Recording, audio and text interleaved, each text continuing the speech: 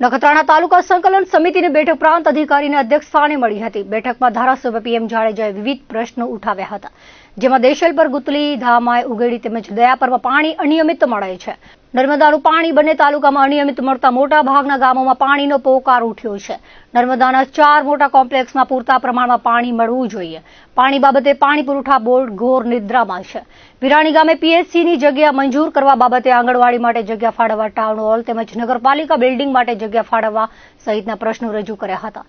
જીએસઆરડીસી હેઠળ ભુજ નખત્રાણા રસ્તા વચ્ચે દિશા સૂચક સાઇનબોર્ડ લગાડવા, જર્જરિત વીજ રેસા બદલવા અને વીજ ધાંધિયા પર કાબૂ લેવા, તાલુકાના તમામ ગામોના નાના મોટા ડેમોની રિપેરિંગ સફાઈ ચોમાસા પહેલા કરવા, દબાણો બાબતે વહીવટીતંત્ર અને પદાધિકારીઓ સંકલન સાથે કામગીરી કરે અને નાના દબાણો નહીં પણ તાલુકામાં મોટા દબાણ કરતા તત્વો, ખનીજ ચોરો સામે અને ગેરકાયદેસર પાણી ચોરો સામે કડક કામગીરી કરાય તેવા સૂચનો કરાયા હતા।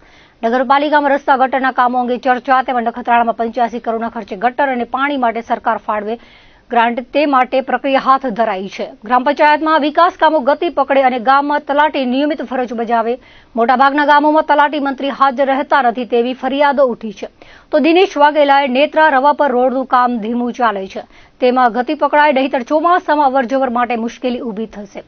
રવા પર નેત્રા વિસ્તારમાં પાણીના હવાડા બંધ છે, તે ચાલુ થાય તે સહિતના પ્રશ્નો ઉઠાવ્યા હતા। આ બેઠકમાં અબડાસાના ધારાસભ્ય, એટીવીટીના સભ્યો, DYSP, PI, TDO, chief officer સહિત વિવિધ કચેરીના જવાબદારો ઉપસ્થિત રહ્યા હતા।